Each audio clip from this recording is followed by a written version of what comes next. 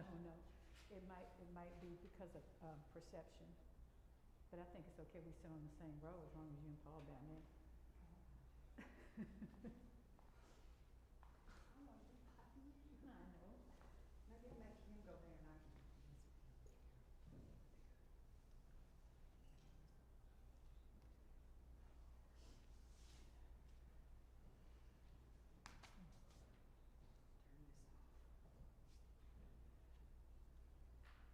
Turn this off. Let me take some deep breaths. Oh. Okay, there's a picture of us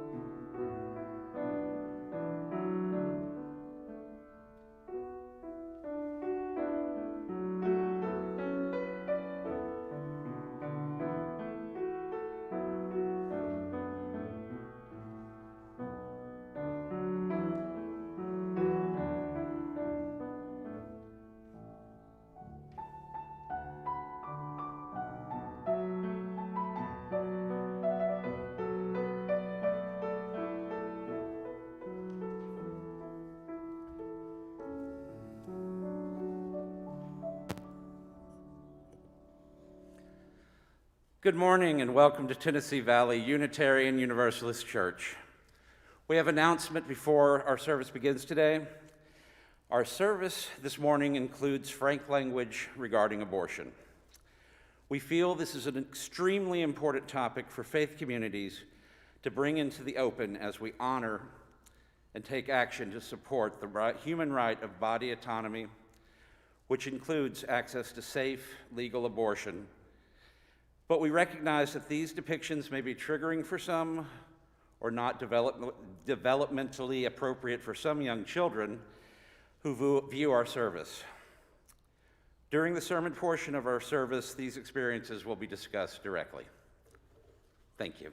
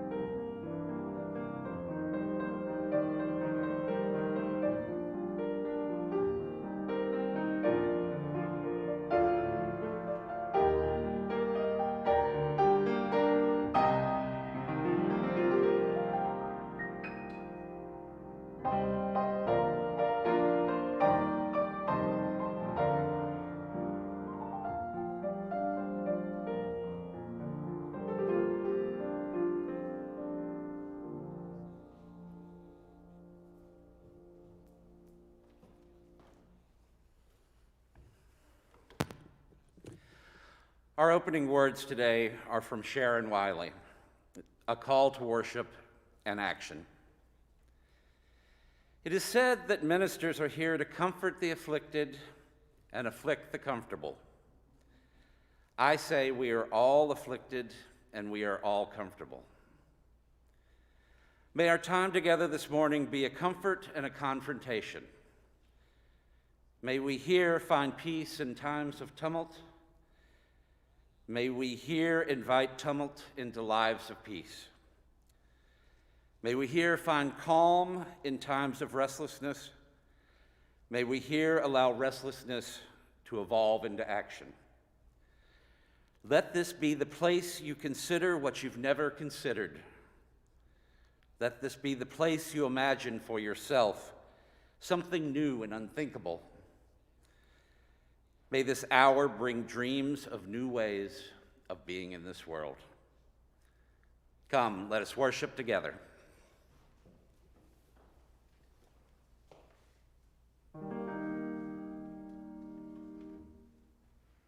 Come, come, whoever you are, wanderer, worshiper, lover of leaving, ours is despair. Come yet again, come. Come, come, whoever you are, wonderful worshiper, lover of leading, ours is no caravan of despair. Come yet again, whoever you are, wanderer yet again, lover of leaving, ours is no caravan of despair. Come yet again, come. Love is the spirit of this church, and service is its law, to dwell together in peace, to seek the truth in love, to help one another. This is our great covenant.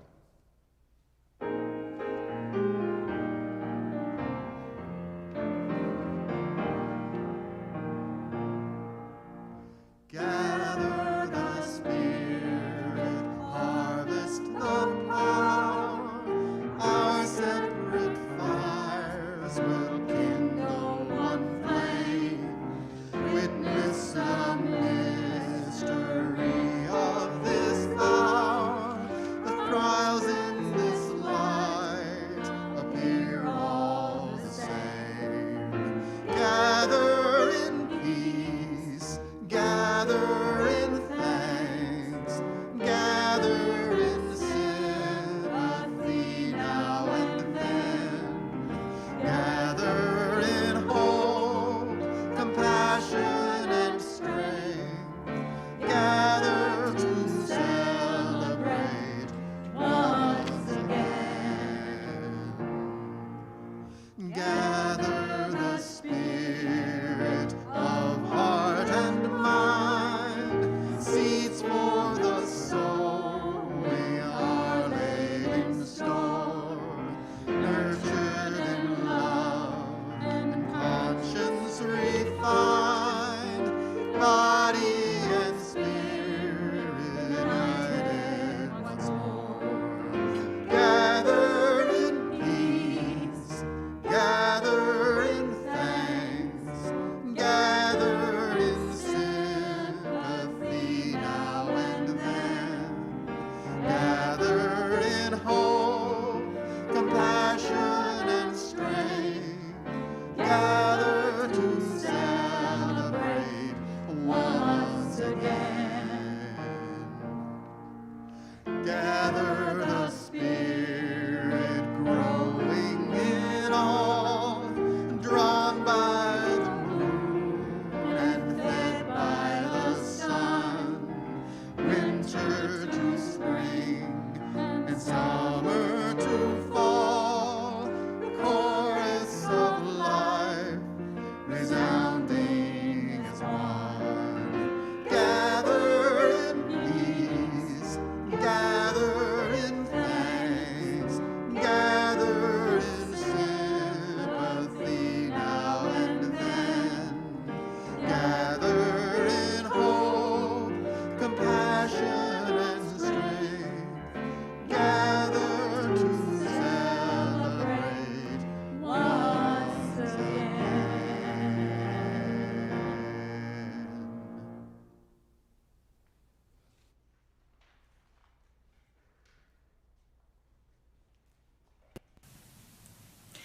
I want to talk with you today about bodies.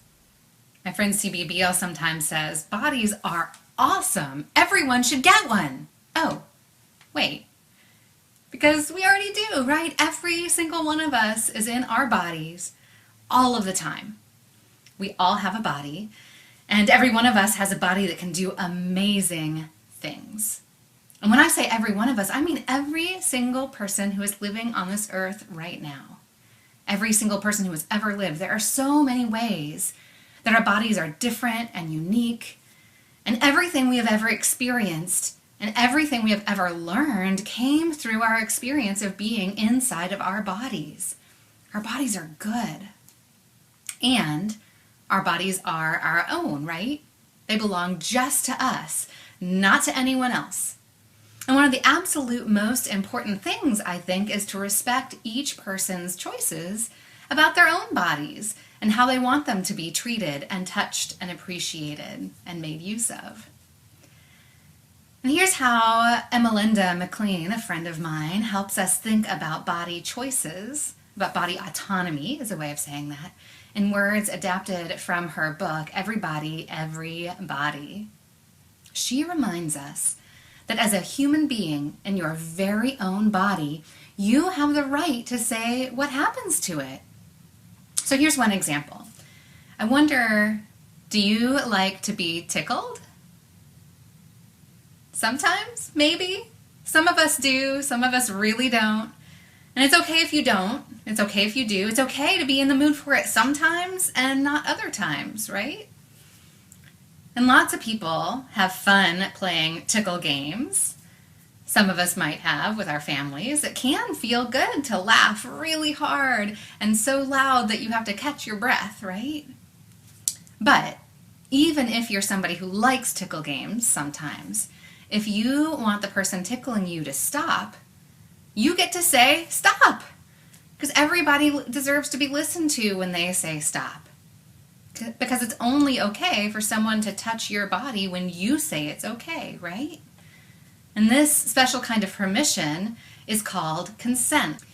And some people might think that kids and adults have different rules about touching, but I'll tell you what, it does not matter how old a person is, does it? Because everyone deserves respect, and everybody has the right to decide how and when they want to be touched and what they want to happen to their own bodies. But some of you might have a question right now. You might be thinking, but what about babies? Babies need to be touched and held a lot, but what can't they do? They can't say yes or no. But if you are really paying attention, a baby might show you whether or not they like the way they're being touched, right? They might smile or babble or snuggle into your arms. That might be a way of telling you, I like it, without words. But what if they are squirming or fussing or pushing away? Have you ever seen a baby do things like that? They could be telling you, I don't like it. And that's okay. And in fact, you can help teach them about respect. Every one of us can. When we're interacting with babies, you might, if you see that happening, you might say, oh, you are telling me no. I see that you don't want a hug, so I won't hug you right now. And you are showing them that their feelings matter to you. That's love. And now, of course, sometimes babies fuss and squirm when there are things happening to them, right? When somebody puts them in a car seat or changes their diaper. And everybody has to do things we don't really like sometimes in order to keep our bodies safe and healthy, don't we? And we can help that baby learn about consent by explaining, I can see that you don't like being in your car seat, but I need to buckle you up to keep you safe. Or, the reason I am wiping your bottom is to keep you clean. So we can use our words to explain, right? And you might say something like, one day you might be able to do that by yourself. But no matter how little or big you are, if you are telling me no, I will only touch you to keep you safe and healthy, and I will always tell you why I am touching you. Now, explaining consent to a crying baby might seem kind of hard, right? But showing people that their feelings matter by respecting their bodies is easy. And when a baby grows up knowing that they have power over their own body, because you have shared that message with them, they know that they have power everywhere they go. And we can start to build a world where people understand and respect that. We have our whole lives to live in these bodies that we have, to learn how to take care of them and to feel good in them, to use our bodies to do good in the world, as Emelinda reminds us. So that is our wish for you and for everybody. Consent and respect and the joy that belongs to every body.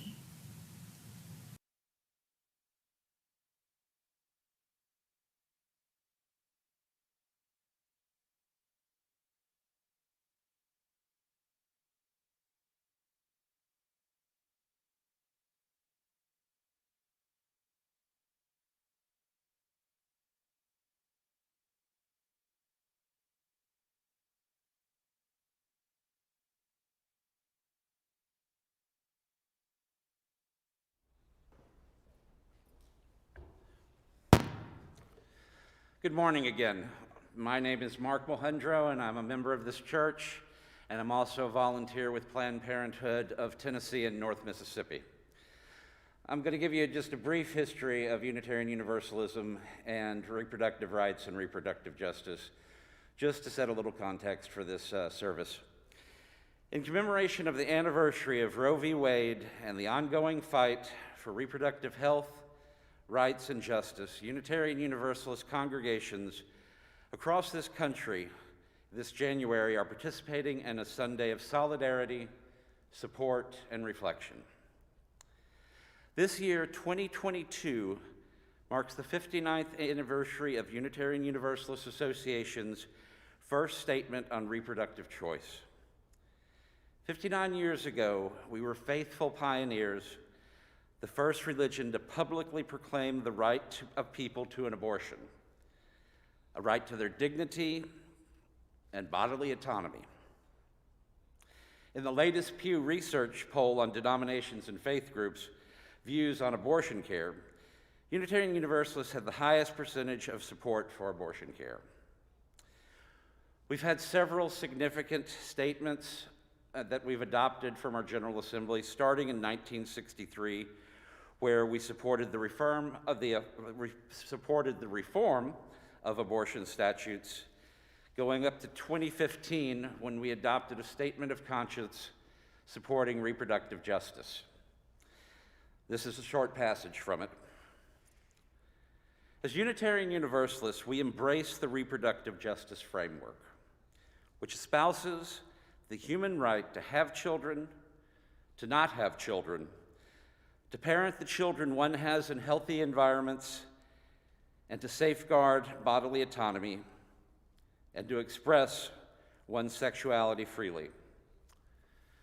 The reproductive justice movement was founded at a time when the unique range of issues faced by women of color were not addressed by the predominantly white middle-class women's rights and reproductive rights movements, nor the predominantly male civil rights movement. Reproductive justice is a term created by women of color in 1994 to center the experience of the most vulnerable and to bridge the gap between reproductive rights and other social justice movements. Notably, reproductive justice is not simply a different phrase that is interchangeable with reproductive health or reproductive rights, and nor is it intended to replace these concepts.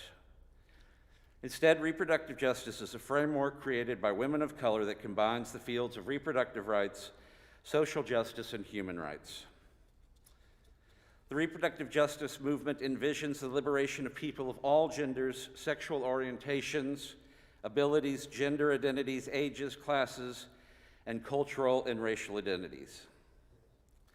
Such liberation requires not only accurate information about sexuality and reproduction and control of personal reproductive decisions, but also living wages, safe and supported housing, high quality and comprehensive medical and reproductive health care, access to voting, and the political process. We have moved as a denomination from supporting reproductive rights, and we still do, but we have also adopted this framework of reproductive justice.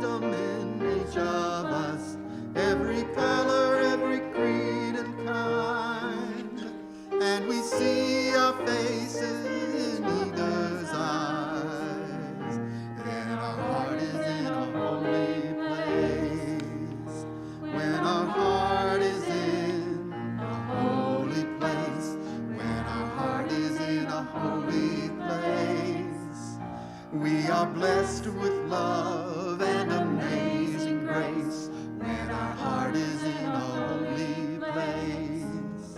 When we tell our story from deep inside and we listen with a loving mind, and we hear our voices in each other's words, then our heart is in a holy place. When our heart is in a holy place, when our heart is in a holy place, we are blessed with love and amazing grace. When our heart is in a holy place, when we share the silence of sacred space and the God of our heart stirs within, and we feel the power of each other's faith, then our heart is in a holy place. When our heart is in a holy place, when our heart is in a holy place, we are blessed with love and amazing grace. When our heart is in a holy place, when our heart is in a holy place.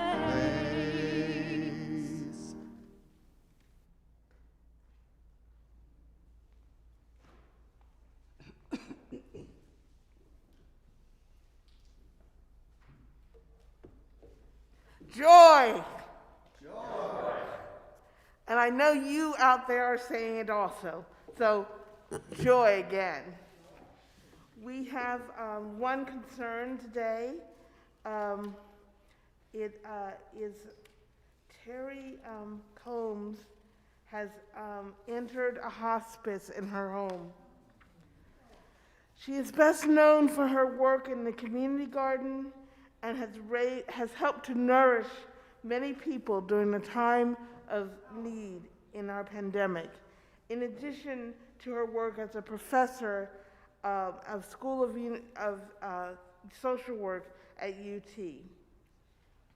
Visitation would not be helpful at this time, but she welcomes cards and letters.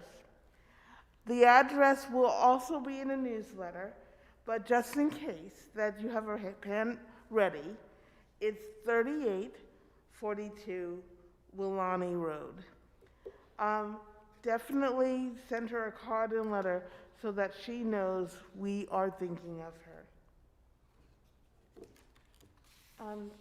As far as other joys and concerns, joy that we are here another week, although under these circumstances, and that we may be back into the sanctuary in another 2 or 3 weeks. Joy that we can have the ability to have singers for you and to pray for you and have great speakers and music. And joy that we have great sound people, because we couldn't do this without sound. In times of trouble, in times of need, remember the joy that we have in finding the small moments. A prayer. Keep the flame alive. Keep the flame alive in our hopes, in our joys, in our sorrows.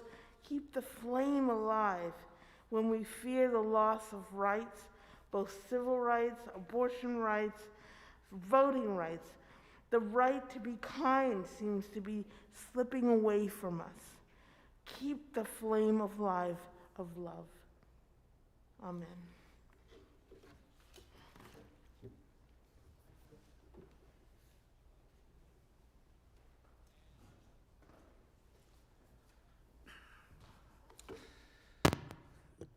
Today is a designated offering Sunday with all our contributions not marked as a pledge going to our designated organization for today, Planned Parenthood of Tennessee and North Mississippi. The ways that you can give: you can mail a check to the church, donate securely online at tvuuc.org/give, and you can give by a text message by sending TVUUC and the amount to 73256. You can also sign into your Realm account to give as well. If you don't have a Realm account or need assistance, please contact the church office at 865-523-4176, extension 101. And now to tell you about Planned Parenthood of Tennessee and North Mississippi, Max Carwile. Hi, my name is Max Carwile, and I have worked at the Knoxville Planned Parenthood for several years now. As many of you know, we were in the process of renovating our health center to be able to expand our healthcare services and expand our ability to provide peer education services to high schoolers in the area. We were a few weeks away from completion when, unfortunately, on December 31st, someone purposefully burned down our building. Our healthcare services, such as birth control, STI testing, gender-affirming care for transgender and non-binary folks, cancer screenings, and abortion services, are all now up in the air while we try to figure out how to rebuild, how to go forward.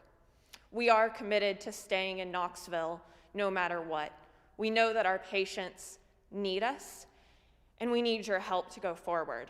We're looking into all possible options in order to provide care in this time and figure out how to have a physical building again. These are terrifying times. I'm not going to sugarcoat it, but we are not going anywhere at all. And we thank you for your support and your dedication in this time.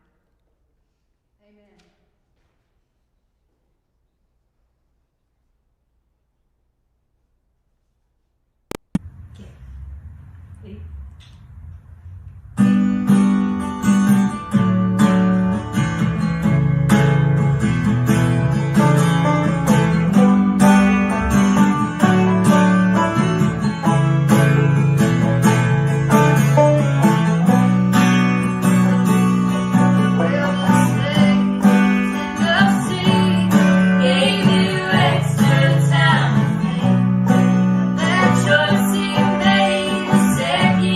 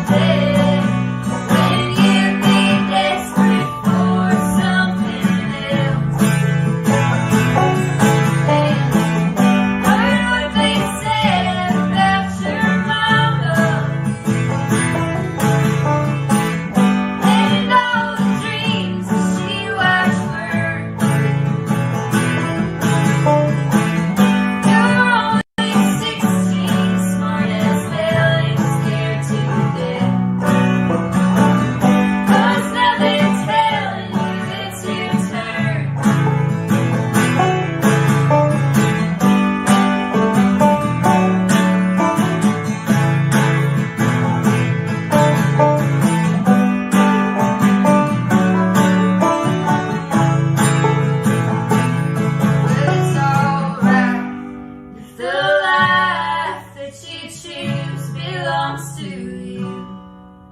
They never get to hear you apologize. You were meant for so much more. Baby, don't you waste your time. Some son of a bitch out there looking for a fight.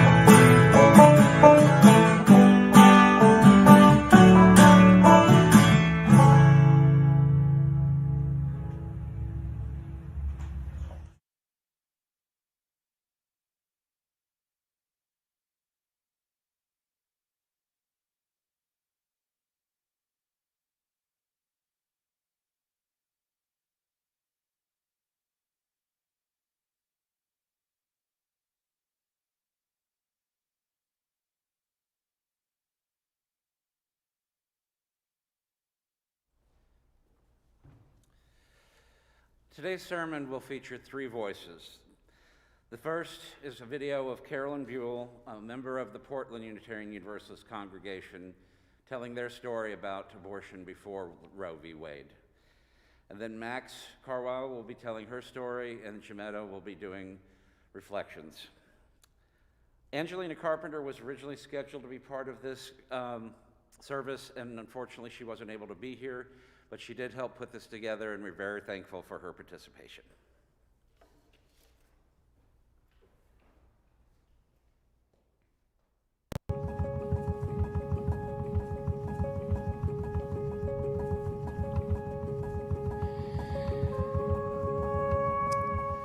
Well, it was 1969. We were living in a dormitory. My children were 7 and 3, and I had had horrendous postpartum depressions after each of them. And despite using a diaphragm, I got pregnant. And it was just, I was just not willing to go through again what I had been through and to put my family through it.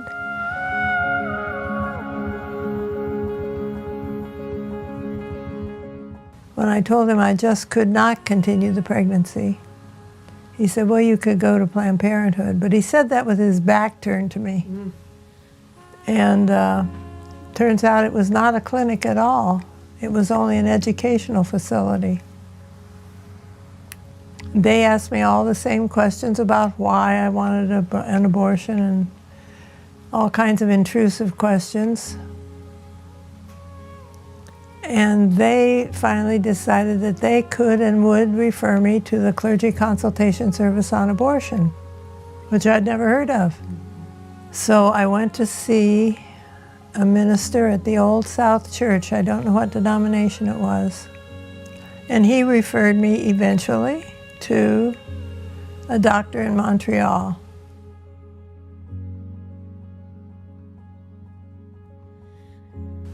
There were 4 of us having abortions, and I was the first. I was hoping this guy was a doctor. There was a woman in a white dress and white shoes, and I was hoping she was a nurse. There was no anesthesia. My pregnancy was very early, which meant that it was more painful than it would have been a couple of weeks later. It was really painful, and I yelled, and he told me to keep quiet. And as soon as he had finished, I vomited up the soup I'd eaten.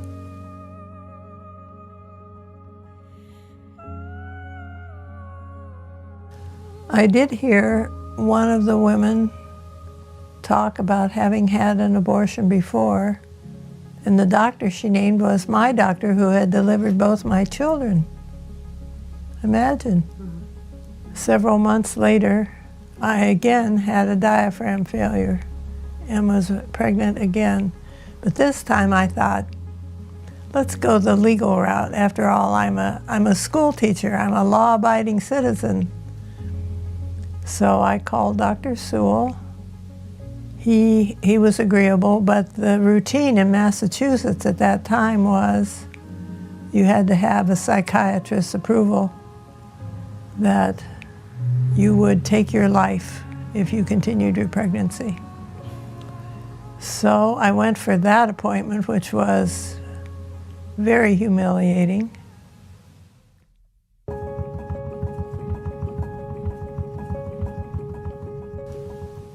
I was energized. I was pretty furious about my experience. And I sought out a doctor at the Boston Lying In Hospital who was, I think, head of OBGYN. From somewhere I had the information that he was involved with a group of professional people who were planning in Massachusetts to have a counseling service to refer women to New York City once abortion became legal there in July of 1970. At the same time the New York law became legal, was implemented, we moved to Ohio.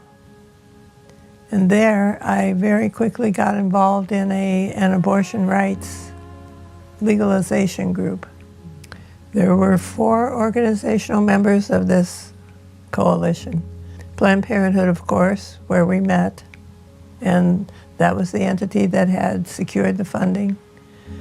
The Free Clinic, the Cleveland Women's Counseling, and the Clergy Consultation Service on Abortion, who was represented by an African-American Episcopal priest. So we talked to women who were desperate to have an abortion and referred them either to New York, if they could afford to go, or through this routine in Ohio. In New York, there were 2 very big clinics. I mean, they were seeing women from all over the country. And the one that we referred to was called Women's Services. It was started by the Clergy Consultation Service on Abortion, which was a national, really kind of an undercover ecumenical group.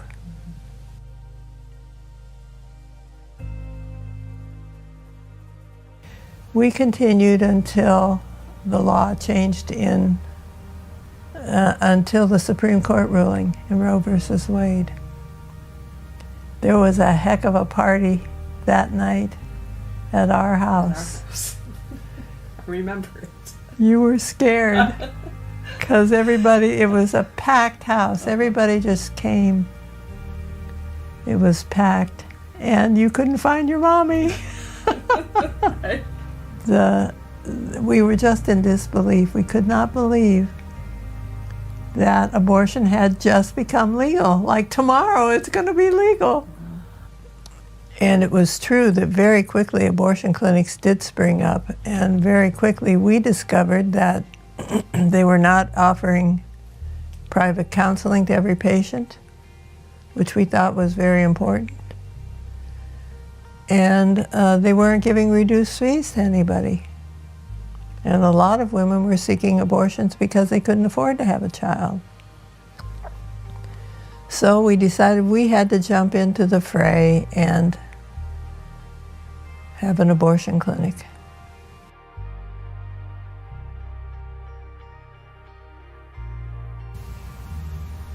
How is that for you now, sitting where we are in this moment in history?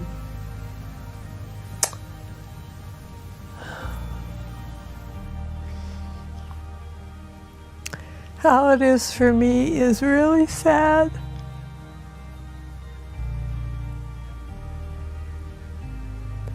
I was so determined.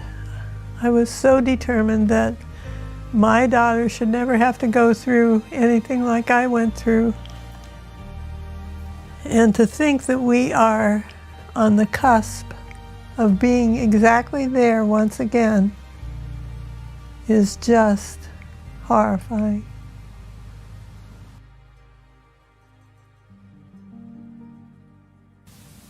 So what difference did it make that there was clergy involved?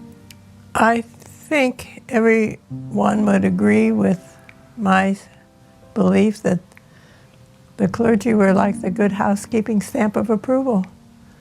They were the legitimizing force.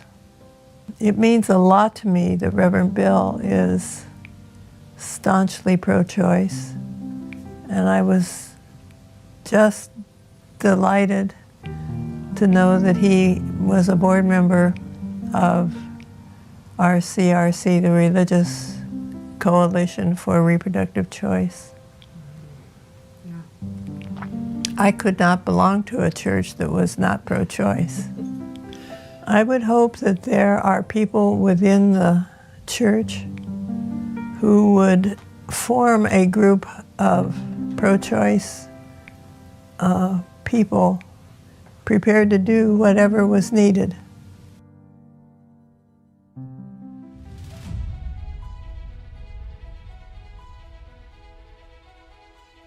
I was just listening to a podcast, and John Lewis was talking about the struggle for voting rights. And I thought how important what he said is for reproductive rights now. That the only thing that ever did work was organizing and staying organized and being unwilling to be defeated. Do not give up. You just can't. Because the pendulum will come around again. It's bound to. Because it's right.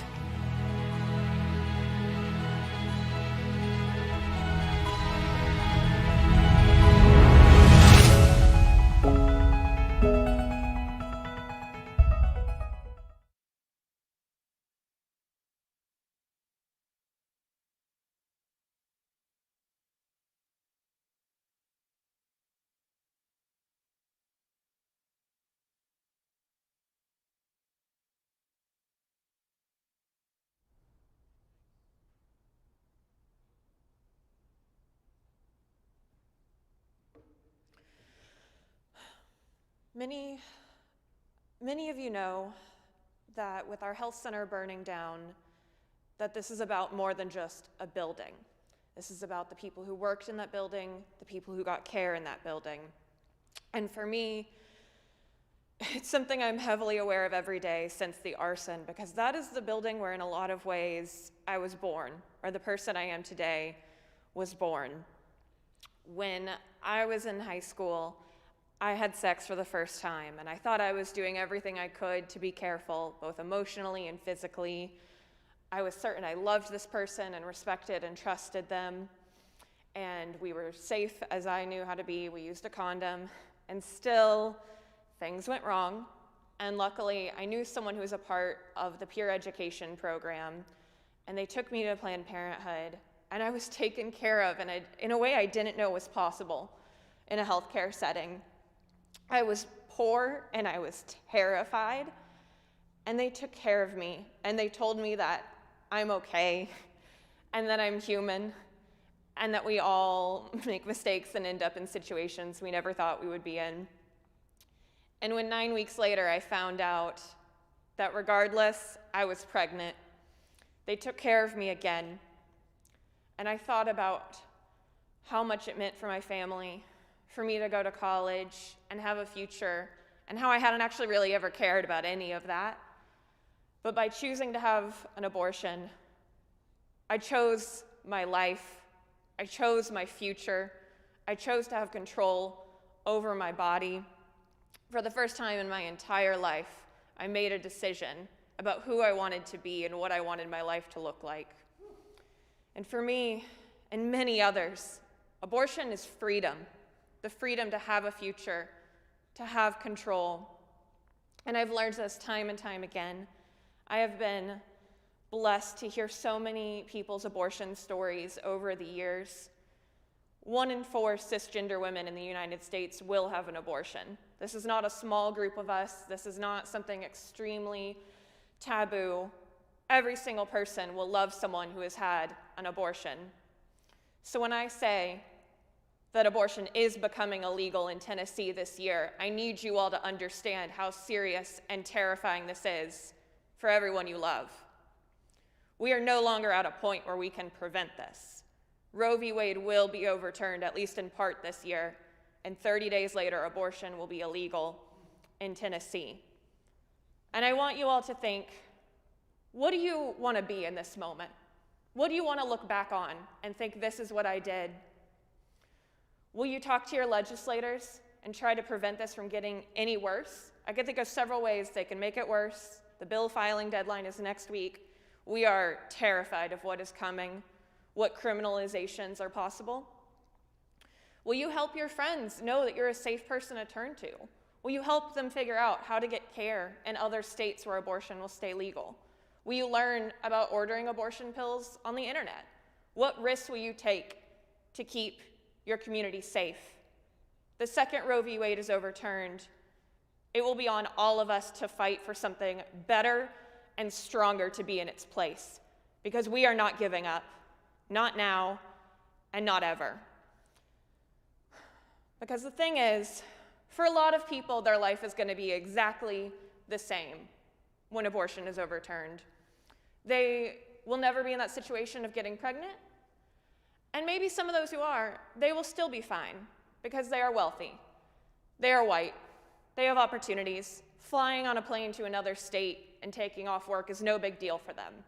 We know that it is the working class and people of color who will be harmed by this.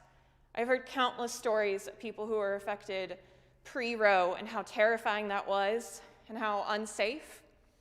And I've also heard countless stories of women of color who even now, with abortion legal, are still having to end their own pregnancy on their own terms, because taking off several days' work, finding childcare, finding lodging is not a small thing.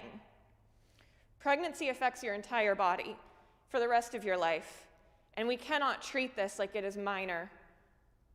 This is people's entire lives that are on the line. So I ask you all to be brave, to talk to those in your community, to stop pretending that abortion is about people disagreeing on morality. This is not about morality. This is about power, and this is about oppression. This is about who wants to be in control and who do they think is meant to be controlled. How can we band together and show our power? How can we make sure that we are not isolated and no one in our lives feels isolated? So I ask you, what will you do? What will you do to keep yourself and future generations safe?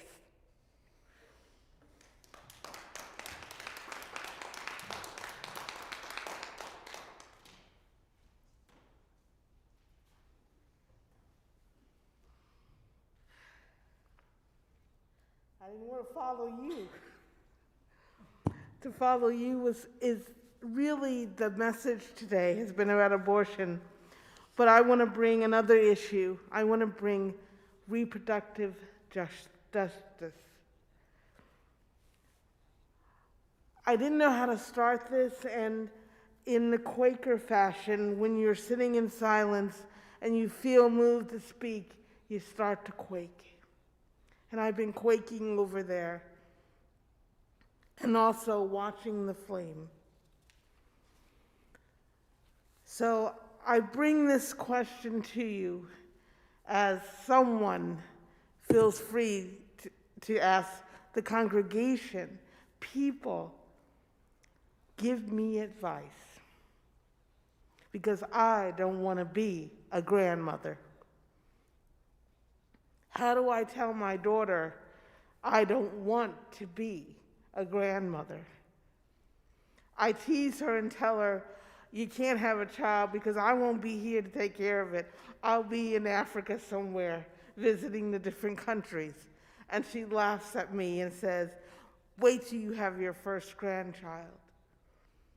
Black women are 3 or 4 times more likely to die from pregnancy-related complications than white women. You see, I don't want to be a grandmother. And the one reason, the biggest reason they give for disparity is racism. Basically, black women are undervalued. They're not monitored as carefully, and they do not present symptoms that white doctors immediately accept as real. They're dismissed.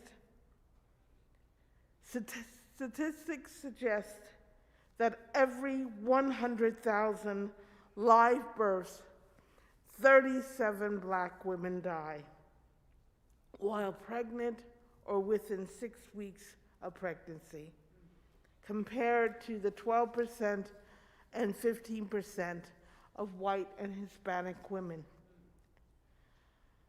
I'm thankful that she doesn't live in Texas, because the birth rate for black mothers account for 11.4% of Texas births, but in 2011 to 12, 28% of pregnancy-related deaths were black women.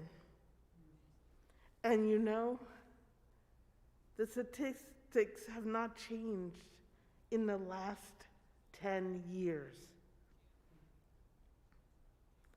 This has been a crisis for decades. It has not received the same attention as abortion. There have not been marches on Washington or Texas.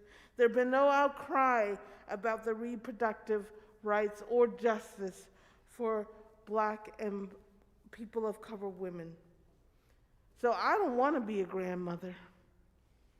I don't want to hold my first grandchild because it means that my daughter could die.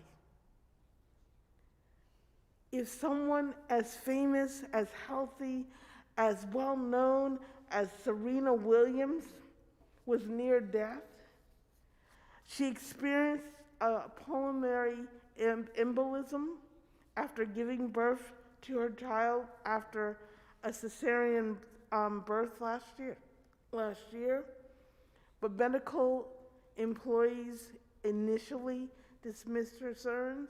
How can my child be safe? Reproductive justice should include all issues. And I'm asking you all to understand that being a grandparent, if you joyfully welcomed your grandchild, I cannot see that future. And so I look to that flame and ask you to let that flame burn inside of you. Let it burn so that you stand arm in arm with the people who are fighting for abortion rights and reproductive justice. We cannot afford to be silent anymore. Being silent means death. There is no other word to use in this. Being silent means you don't care. Being silent means that you say, I'm okay, I don't care about you. I do not want to be a grandmother. Understand what that means to every woman, every grandfather has to hold this in the truth that for some women, it is not simple. If you're estranged from your son, if you're estranged from your daughter, if you are angry at your parents or people out in your family, or neighbors, stop. Because we need every single voice working together. We need to stand together. We need to know that we can bring about justice. And justice has got to start with the right of choice, the right of safety, and the right that every baby should be welcomed and not held in fear. You tell stories. In fact, I'm going to quote Jesus here. He says, I speak to people in parables because seeing they don't see, and hearing they do not hear, and they do not understand. So obviously a story might get their attention. Listen to the stories and hear the fear, the anger, the hurt, the pain, the sorrow.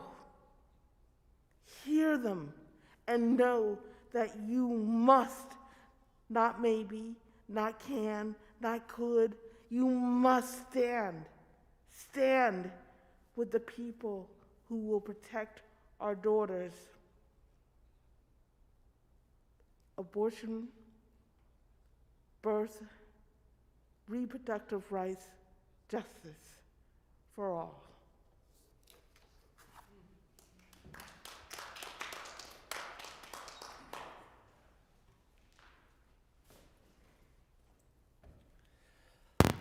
I'm not really sure there's much I can add on to that.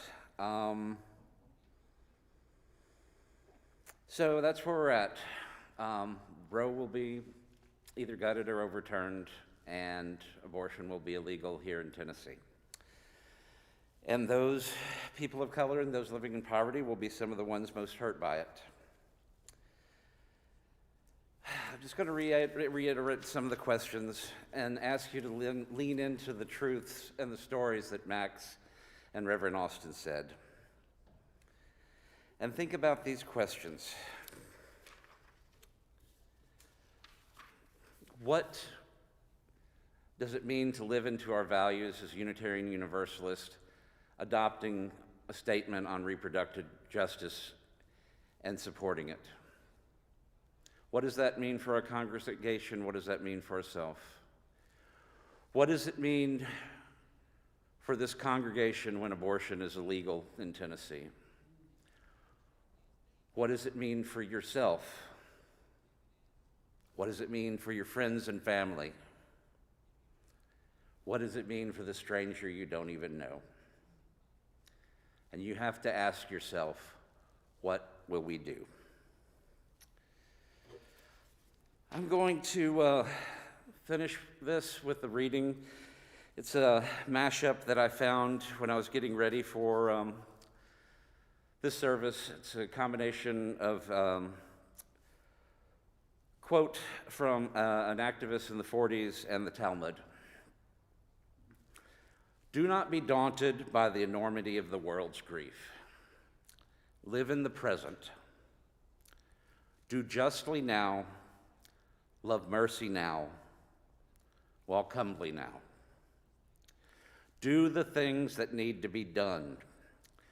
Do all the good you can each day. You're not obligated to complete the work, but neither are you free to abandon it. Just do the next right thing. Amen. Ashe. Blessed be.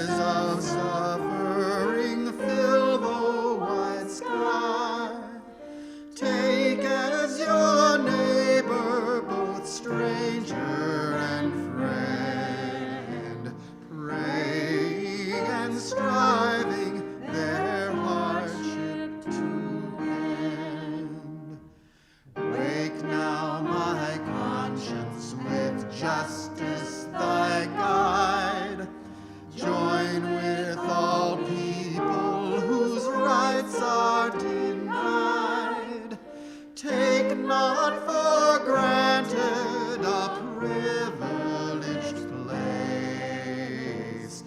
God's love embraces the whole human race. Wake now, my vision of ministry clear. Brighten my pathway with radiance here. Mingle my calling with all who will share. Work toward a planet transformed by our care.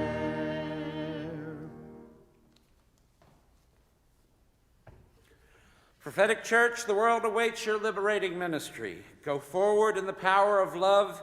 Proclaim the truth that makes us free.